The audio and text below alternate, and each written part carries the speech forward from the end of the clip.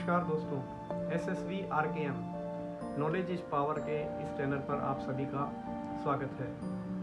आज हम बात करेंगे इनकम टैक्स रिटर्न के बारे में। इनकम टैक्स रिटर्न भरना किसके लिए आवश्यक है, क्योंकि इस संबंध में बहुत से मिथ अर्थात मिथ्या धारणाएं प्रचलित है और हमें सुनने को मिलती रहती है। जैसे कि मेरा तो पूरा टैक्स जमा हो चुका है, इसलिए मुझे इनकम टैक्स रिटर्न भरने की आवश्यकता नहीं है, या फिर मेरी इनकम भले ही ज़्यादा हो लेकिन मेरे डिडक्शंस इतने हैं कि मेरा कोई टैक्स बनता ही नहीं है, तो मुझे इनकम टैक्स रिटर्न भरने की आवश्यकता नहीं है। दोस्तों, ऐसा नहीं है। किन परिस्थितियों में इनकम टैक्स की रिटर्न भरना आवश्यक है, आइए इसी पर हम चर्चा करते हैं। तो सर्वप्रथम, यदि आपकी बेसिक एग्जम्पशन लिमिट से ज़्यादा किसी वित्तीय वर्ष में इनकम है, और जो बेसिक एग्जम्पशन लिमिट है वह है 2,50,000। 2,50,000 रुपये सालाना से ज़्यादा इनकम किसी वित्तीय वर्ष में होने पर रिटर्न भरने की जिम्मेदारी आ जाती है। भले ही उस पर टैक्स जमा करा दिया गया हो, भले ही उस पर टैक्स बनता ही नहीं हो।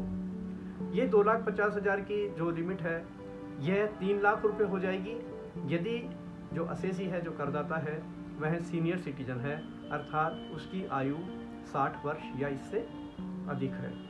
और ये लिमिट 5 लाख रुपये हो जाएगी यदि उनकी आयु 80 वर्ष या इससे अधिक है। तो यदि आपकी आय सामान्य अवस्था में 2,50,000 रुपये से ज़्यादा, सीनियर सिटीजन होने पर 3 लाख रुपये से अधिक, या सुपर सीनियर सिटीजन अर्थात 80 वर्ष से अधिक होने पर 5 लाख रुपये से अधिक है, तो भले ही आपका टैक्स पूरा जमा हो चुका हो, भले ही आपका कोई टैक्स बनता ही नहीं हो, आपको इनकम टैक्स की रिटर्न भरना आवश्यक है। इसी प्रकार NRIs नॉन रेजिडेंट इंडियंस के केस में कई ऐसी परिस्थितियां हैं जब उनको रिटर्न भरनी ही होती है, चाहे उनकी इंडिया में कोई इनकम हो अथवा नहीं हो। इसके अतिरिक्त सभी के लिए 3 ऐसी परिस्थितियां हैं जिसमें कि इनकम न होने पर भी इनकम टैक्स की रिटर्न भरना कंपलसरी अर्थात ज़रूरी किया गया है।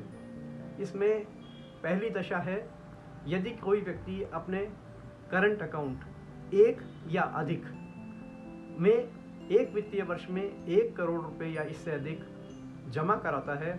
वो जमा चाहे वो बैंकिंग चैनल के थ्रू हो, चाहे वो कैश हो, किसी भी तरह से हो, और वो ज़रूरी नहीं है कि एक ही अकाउंट में हो। यदि उसके 1 से अधिक करंट अकाउंट है तो उन सब में अगर 1 करोड़ रुपए से अधिक जमा होते हैं तो उनको रिटर्न फाइल करना आवश्यक होगा। नंबर 2, यदि आप बिजली का बिल जमा कराते हैं और उसकी राशि सालाना 1 लाख रुपए से ज़्यादा है, तो भी आपको इनकम टैक्स की रिटर्न फाइल करना आवश्यक होगा। अब यह ज़रूरी तो नहीं है कि बिजली का कनेक्शन आपके नाम में ही हो। आपके नाम में नहीं होगा तो भी आपको, यदि आप उसका भुगतान करते हैं तो 1 लाख रुपए से अधिक का, तो इनकम टैक्स की रिटर्न भरना आवश्यक होगा।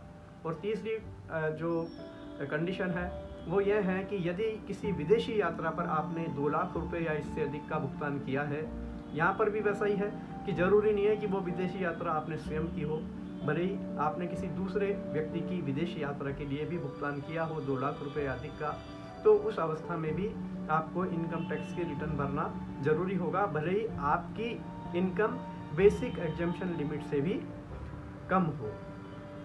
तो दोस्तों, इसमें एक एडिशन और मैं देना चाहता हूँ, क्योंकि अभी वित्तीय वर्ष 2019-20 31 मार्च 2020 को ख़त्म हो चुका है, और उसके संबंध में उसके संबंधित जो इनकम टैक्स की रिटर्न है उसकी डेट एक्सटेंडेड होते हुए अभी 31 दिसंबर 2020 है।